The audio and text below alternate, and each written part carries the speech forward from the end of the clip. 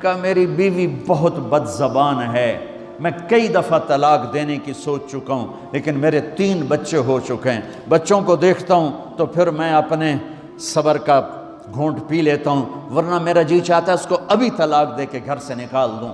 دولت بھی موجود ہے، خوبصورتی بھی موجود ہے، شکل بھی موجود ہے، عزت بھی موجود ہے، سہولت بھی موجود ہے، کیا چیز موجود نہیں؟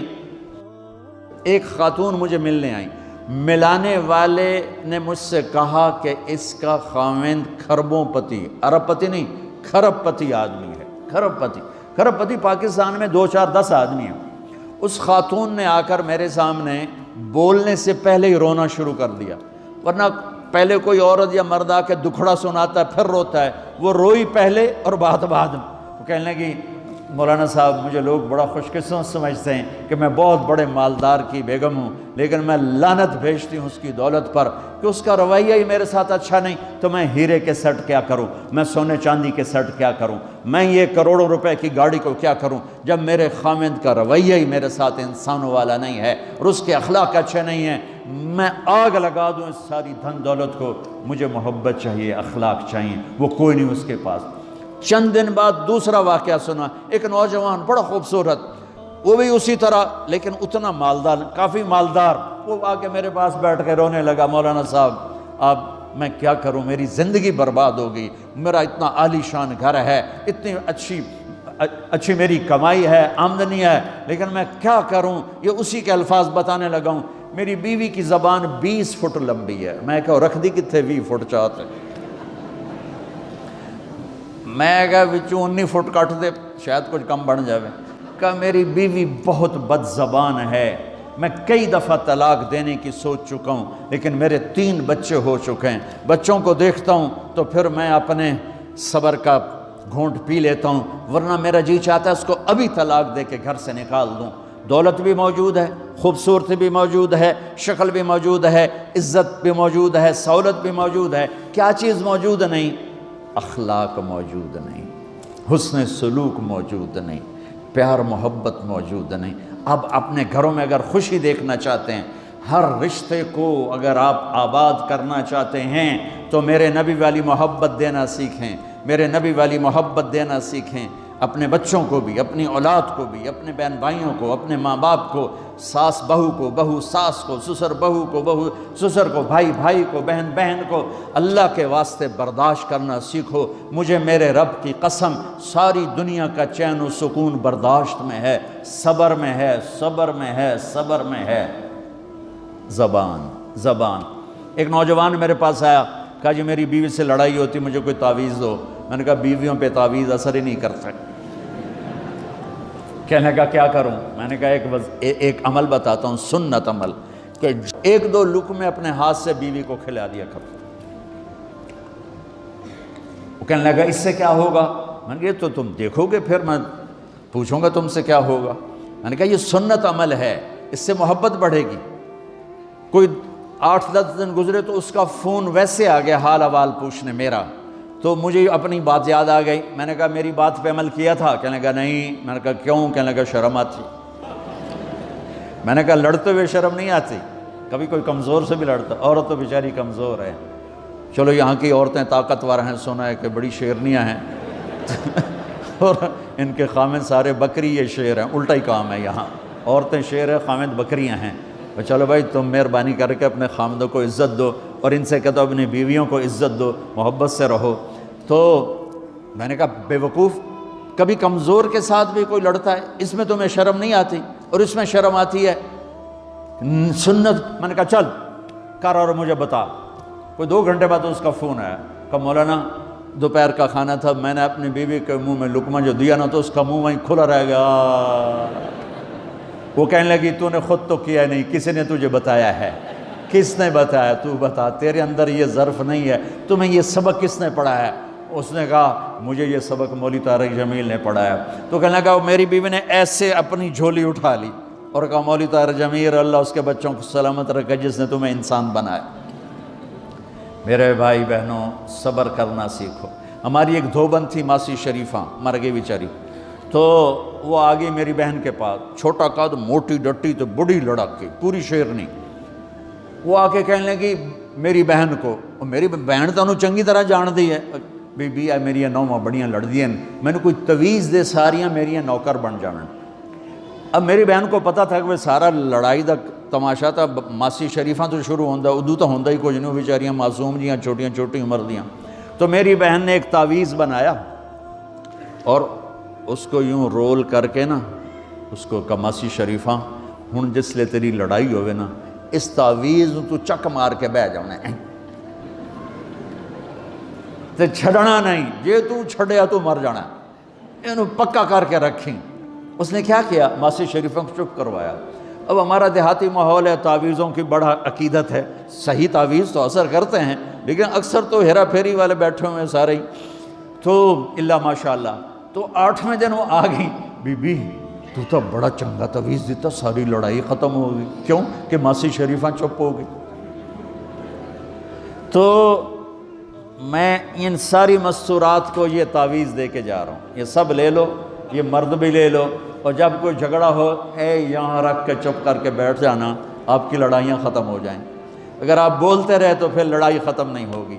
میرے نبی کی زندگی سیکھو، معاف کرنا سیکھو، محبت دینا سیکھو، ایسا نہ ہو کہ دو آپس میں بولتے نہ ہوں، ایسی بد اخلاقی سے بچو۔ اور آخری بات یہ ہے، آپ اس ملک میں رہتے ہیں، اب یہ آپ کا ملک ہے، اگر آپ کے پاسپورٹ ہیں تو یہ آپ کا ملک ہے، اس کو، اس کے قانون کو عزت دو، اس کے قانون کو احترام دو۔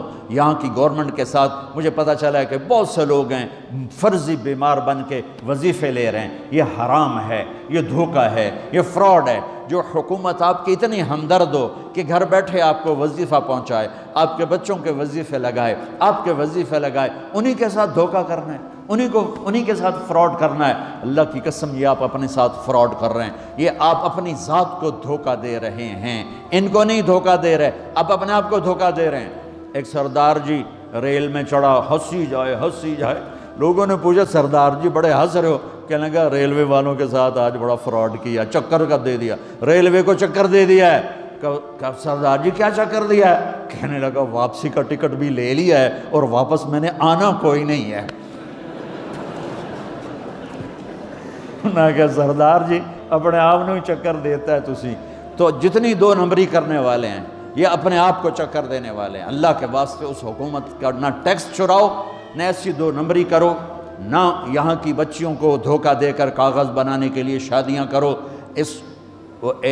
جب انگریزوں کی حکومت تھی انڈیا پر تو دلی میں ایک وہ پک پاکٹ رہتا تھا جیب کترا، اس کا چیلا شام کو 2 روپے لے کر آیا تو اس نے اس کو تھپڑ مارا، سارے دن میں 2 روپے۔ تو کہنے لگا استاد آج بڑا مال مارا تھا، ایک گورے کی جیب کاٹی تھی، بہت پیسہ تھا۔ جب میں 4 قدم چلا، سننا ذرا اس زمانے کے چور کا ایمان سننا، کہنے لگا جب میں 4 قدم چلا تو مجھے خیال آیا اگر قیامت کے دن عیسیٰ علیہ السلام نے میرے نبی کو گلہ دے دیا کہ آپ کے امتی نے میرے امتی کی جیب کاٹی تھی تو میرے نبی کو شرمندہ ہونا پڑے گا۔ تو پھر میں نے کہا میری وجہ سے میرا نبی شرمندہ ہو، میں نے جا کر اس کو واپس کر دیا، اے 2 روپے اپنے دے کپ کے لے آندے۔ تو اس نے اس کو 10 روپے انعام دیا کہ یہ 10 روپے تیرا انعام ہے۔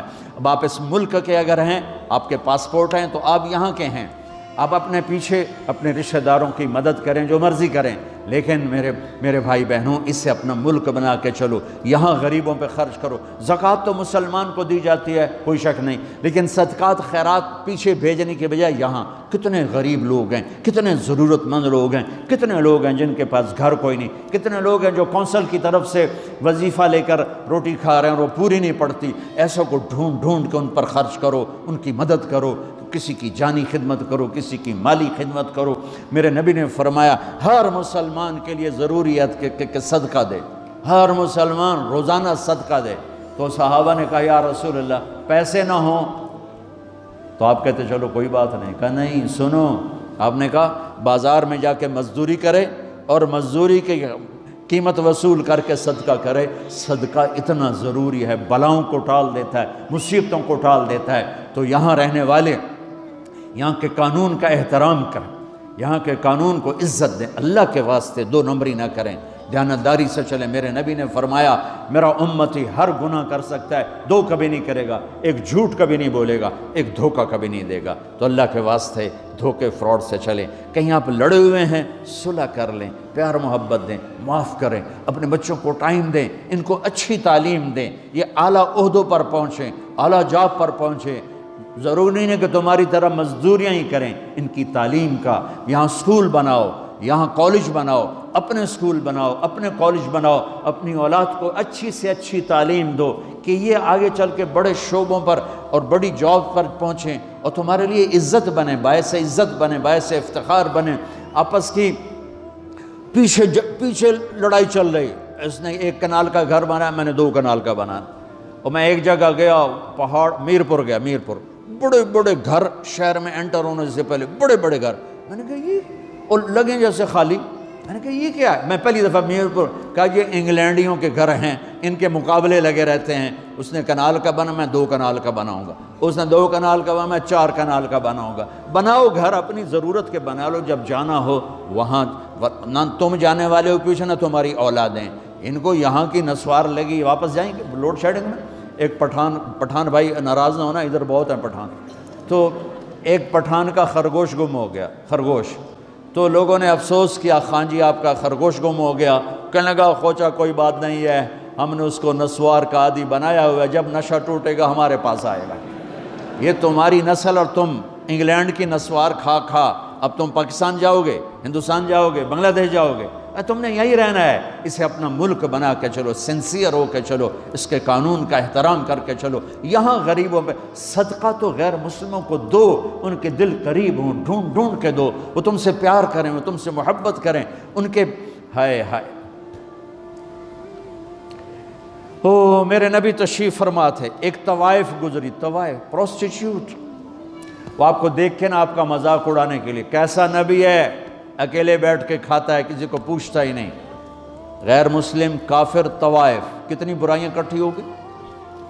آپ نے کہا آ جا، وہ آ کے بیٹھ گئی، آپ نے کہا کھا، وہ تو آپ کا مذاق اڑا رہی تھی کہ نہیں ایسا نہیں کھاؤں گی، جو تیرے منہ میں ہے اپنے ہاتھ سے نکال کے مجھے کھلا۔ اس کا خیال تھا یہ مجھے ڈانٹیں گے، کہیں گے اس کو اٹھاؤ، 2 چھتر مارو، اس کو دفع کرو، میں کہوں گی دیکھو تمہارا نبی کیسا ہے، اتنا بد اخلاق۔ تو انہوں نے کہا نہیں نہیں نہیں، جو تیرے منہ میں ہے وہ نکال اور اپنے ہاتھوں سے میرے منہ میں ڈال۔ میرے نبی نے کہا یہ لو، آپ نے لقمہ منہ سے نکالا اور اس کے منہ میں ڈالا۔ اب پنجابی کی مثال ہے، کبے نو لت لگی اور سدھا ہو گیا۔